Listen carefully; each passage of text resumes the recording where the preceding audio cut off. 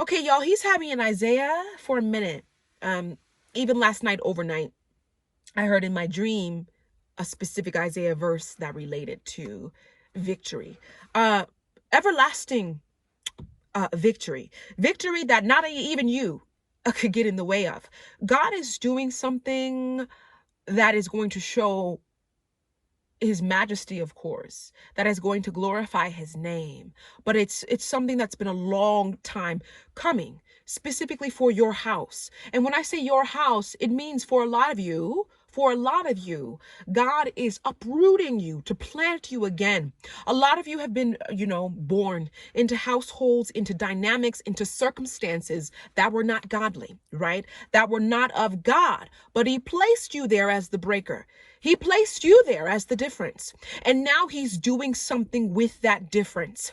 He's doing something with those who were chosen to be the difference. And it is, again, quite profound. He's using you as an instrument of victory. Can you imagine what that means? Can you imagine what that entails? Can you imagine what that requests? So in our last session, we really iterated the necessity of heeding and listening to the voice of God, because he's directing you right now, whether that be to rest, whether that be to fast, whether that be to seek him in supplication and in prayer and so on, which we should be doing anyway. But, we all have our specific calls. But now he brings me here to Isaiah chapter 51. Let's just take a moment with it, and then we'll touch and go, right? So the first words of this chapter, right, Isaiah 51, are listen to me. Again, he's just really emphasizing the necessity of being tapped in, tuned in to his voice, to his instruction, to his direction, to his presence.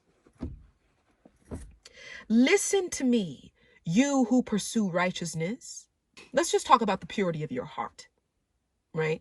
You have pure intentions. Your heart is what he's speaking to right now.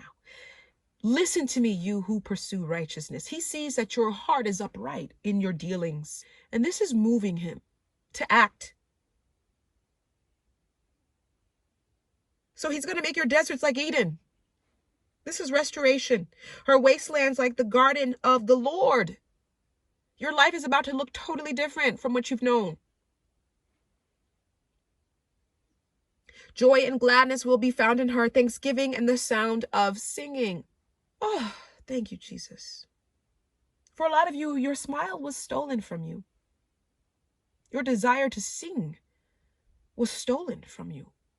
He's looking on this right now with compassion, and he's moving and acting on this specifically, bringing these things back into the fullness. And when something is stolen from you, it is returned to you a minimum of 7 times over. For where is the wrath of the oppressor? The cowering prisoners will soon be set free. They will not die in their dungeon, nor will they lack bread. For I am the Lord your God, who stirs up the sea so that its waves roar. The Lord Almighty is his name. So you are being liberated on new levels of your existence. You're about to witness that breakthrough and what that feels like, what that looks like, what that tastes like. Wherever you have been oppressed, there's a next level of freedom. There's a next level of freedom. There's a next level of release. There's a next level of joy. And I'm being overtaken with emotions. And it's not negative emotion. It's like that at last, that finally feeling. Finally, it's here. Yeah. Isaiah 51, take time with it, okay? Take time. You are fully covered. You are fully covered, and you are entering Canaan. You are entering your generational blessings. There's a reversal also happening. Whatever has oppressed you before is now being oppressed.